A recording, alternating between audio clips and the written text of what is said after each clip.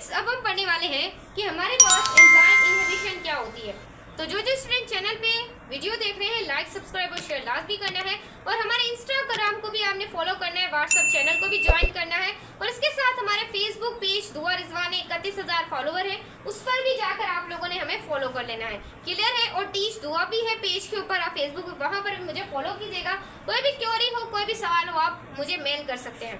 तो चलिए बच्चे स्टार्ट करते हैं। चैनल को लाइक सब्सक्राइब और टीच दुआ को शेयर लाजमी कीजिएगा। तो चलिए मेरे बच्चे स्टार्ट करते हैं। सो अब हम पढ़ेंगे कि हमारे पास एंजाइम इनहिबिशन क्या होती है। तो चलिए पहले डेफिनेशन लिख दूं, that decrease the enzyme activity. ये क्या करते हैं?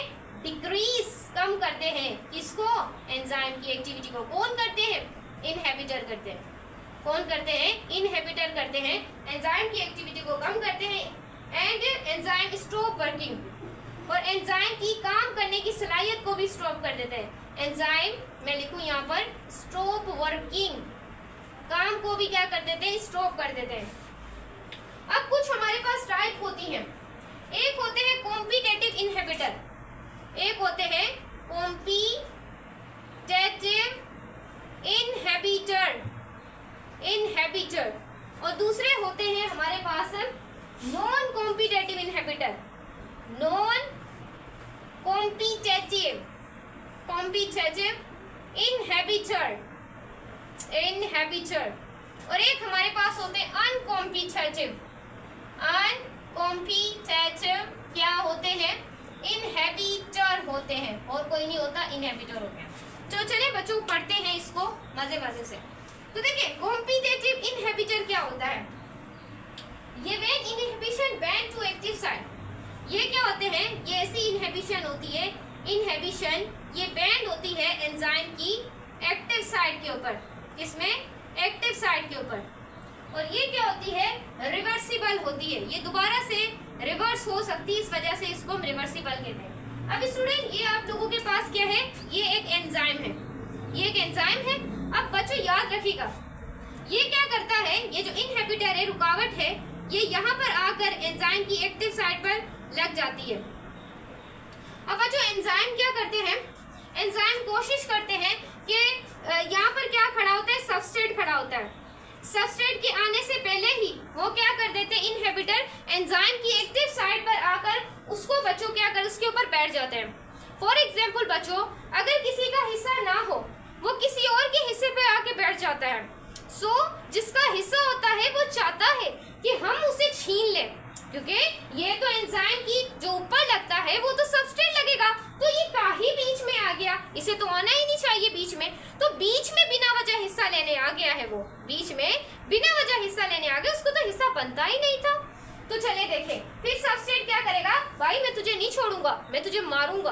तो ये क्या करेगा? ये कोशिश करेगा, ये क्या करेगा? इनहिबिटर को धक्के देगा, बोलेगा तू यहाँ से उतर जा, वरना मैं तुझे छोड़ूंगा नहीं। तो यहाँ पर स्टूडेंट देखे, ये क्या करेगा? इनहिबिटर इसको यहाँ से हटाएगा, और हटाने के बाद बच्चों ये खुद आ जाएगा सबस्ट्रेट। तो ये अमल क्या होता है? अगर ये एक बार उल्टा भी हो गया है ना, इनहिबिटर आके एंजाइम की एक्टिव साइट पर चढ़ भी गया है, हिस्सा हड़प भी कर लिया है, फिर कहेगा नहीं भाई मैं तो इंसाफ लेकर ही रहूंगा। तो ये दोबारा से भी ये प्रोसेस क्या होता है? रिवर्सिबल। दोबारा से एंजाइम के ऊपर आकर उसके सबस्ट्रेट क्या हो जाते हैं? अटैच हो जाते हैं। तो चले मेरे बच्चे, अब हम पढ़ने वाले हैं दूसरा हिस्सेदार आ गया है, इसका नाम है non competitive inhibitor. When inhibition bind to electrolytic site, जहां पर जो इनहिबिटर है, देखिए क्या हो गया, यहाँ पर जो हमारे पास इनहिबिटर होते हैं वो बैंड होते हैं एंजाइम की एलोस्टेरिक साइट पसंद आ जाती है, इसे एंजाइम की एलोस्टेरिक साइट पसंद आ जाती है। चले मेरे बच्चे आगे चलते हैं। Allosteric site of the enzyme.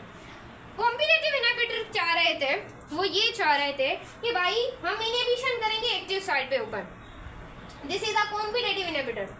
अब नॉन कॉम्पिटेटिव इनहिबिटर ऐसे इनहिबिटर होते हैं जो एंजाइम की कहां पर बैंड होते हैं? एलोस्टेरिक साइट पर। और बच्चों ये हमारे पास क्या होते हैं? मोस्टली इररिवर्सिबल, ये दोबारा से रिवर्स नहीं हो सकते, इररिवर्सिबल होते हैं।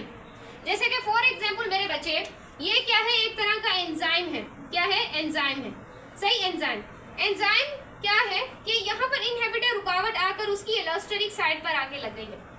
अब एंजाइम बहुत कोशिश करेगा ये यहाँ से उतर जाए, लेकिन ये नहीं उतरेगी। फॉर एग्जाम्पल हम कहीं शॉपिंग करने जा रहे होते हैं, बीच में कोई आ जाता है पुलिस वाला, वो कहता है कि भाई पैसे दो, हमारी कोई गलती होती नहीं, हम काहे कि तुम्हें पैसे दें, उसके बाद भी बच्चों को ले जाता है। वैसे ही बच्चों ये उतरने वाला नहीं है, बिना वजह हिस्सेदार आ गया है, सही, तो ये दोबारा से बच्चों एंजाइम इसे उतार नहीं सकते, तो ये क्या है, इरिवर्सिबल है। आगे चलते हैं, inhibitor bind to enzyme substrate complex. अगर इनहिबिटर बाइंड हो, कहाँ पर बाइंड हो, एंजाइम सब्सट्रेट कॉम्प्लेक्स पर आकर बैठे। देखो मैंने आपको मोड ऑफ जो है वो पढ़ाया था एंजाइम। पहले बनता है enzyme substrate complex, enzyme product complex, उसके बाद है एंजाइम प्रोडक्ट। ये पढ़ा था, ये क्या था, मोड ऑफ, क्या था, मोड ऑफ एंजाइम था ये। अब अगर इनहिबिटर अटैच होते हैं आकर एंजाइम सब्सट्रेट कॉम्प्लेक्स के ऊपर आके अटैच होते हैं, कहाँ पर, एंजाइम सब्सट्रेट कॉम्प्लेक्स के ऊपर आकर इस तरीके से बच्चों आकर अटैच हो जाते हैं, तो ये बच्चों क्या होता है, रिवर्सिबल होता है। एक्टिव साइट फिर से चाहती है कि भाई अब तू नहीं बचेगा, तूने मेरा हिस्सा खा लिया है, मैं तो तुझसे लेकर ही रहूंगी, तो इस वजह से बच्चों को दोबारा से इसको हटाकर खुद आके लग जाता है।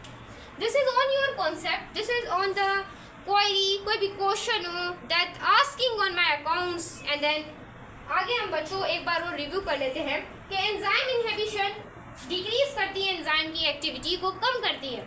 याद रखिएगा वो एंजाइम की काम को स्टॉप कर देती है, यानी कि फॉर एग्जांपल कोई बाहर ड्रिल मशीन आ गई है, अब ड्रिल मशीन हुकूमत की तरफ से आई है, अब वो सबके घरों को जो घर है अगर वहां पर कोई चीज और खड़ी करनी है तो वो हटाएगी, तो वो हमारे काम को स्टॉप करेगी, हमारे बिजनेस को स्टॉप करेगी ना भाई।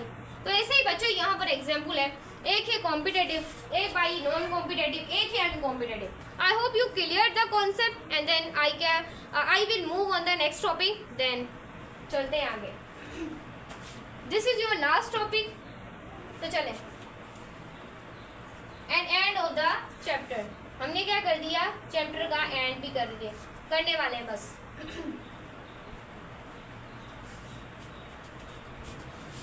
देखते हैं नाम क्या है आगे वाला टॉपिक। देखें, एक देखिए हमारे पास फीडबैक मैकेनिज्म और फीडबैक इनहिबिशन। फीडबैक इसके बाद खत्म होगा, फीडबैक लेने आ गया ये फीडबैक इनहिबिशन। तो चले बच्चों इसको भी पढ़ते हैं, याद रखिएगा, ये भी हिस्सेदार हिस्सा लेने आ गया। अब देखिए फीडबैक इनहिबिशन क्या होती है, व्हेन द प्रोडक्ट और substrate of enzyme, when product and substrate of enzyme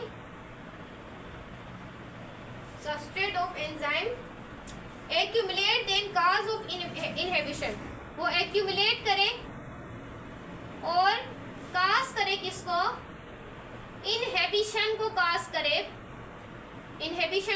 करे एंड उसके बाद इंक्रीज द प्रोडक्ट, इंक्रीज करे प्रोडक्ट को और डिक्रीज करे, मैम किसको डिक्रीज करे, चलिए देख लेते हैं एंजाइम की एक्टिविटी को, एंजाइम की एक्टिविटी को। I hope you clear now, then I can write on the next point. It is a reversible form of inhibition. ये क्या होती है, reversible form of inhibition. Inhibition हमारी जान ही नहीं छोड़ रही ना। तो चलिए आगे चलते हैं। देखिए मैं आपको क्या कहना चाहती हूँ, देखिए बच्चे, फीडबैक इनहिबिशन आप उसे कहते हैं, देखिए प्रोडक्ट जो सबसेट जो एंजाइम का है वो एक्यूमुलेट करता है इसको, इनहिबिशन को। फॉर एग्जाम्पल बच्चों, एक साइड आपका प्रोडक्ट की कंसंट्रेशन बढ़ेगी और एंजाइम की एक्टिविटी डिक्रीज होगी, फिर एक साइड प्रोडक्ट बढ़े, एक साइड आप लोगों का रिएक्शन बढ़ेगा और आपकी प्रोडक्ट कम होगी। तो बच्चों ये रिवर्सिबल प्रोसेस है, रिवर्सिबल। अब बच्चों फॉर एग्जाम्पल अगर मैं आपको एग्जाम्पल देना चाहूँ कि कभी कभी हमें प्रोडक्ट ज़्यादा चाहिए होता है, रिएक्शन कम रफ्तार में करवाना होता है, तभी हम फीडबैक इनहिबिशन का इस्तेमाल करते हैं, क्योंकि वो एक रिवर्सिबल प्रोसेस है, तो दोबारा से रिवर्स हो सकता है। उसके बाद बच्चों ये क्या करते हैं, एंजाइम अगर आप लोगों ने प्रोडक्ट कम चाहिए, एक्टिविटी ज़्यादा चाहिए, डन, आप जो भी करना है, this is on your wish. तो यहाँ पर बच्चे आप लोग देखते जाएं एंड देन आगे चलते हैं।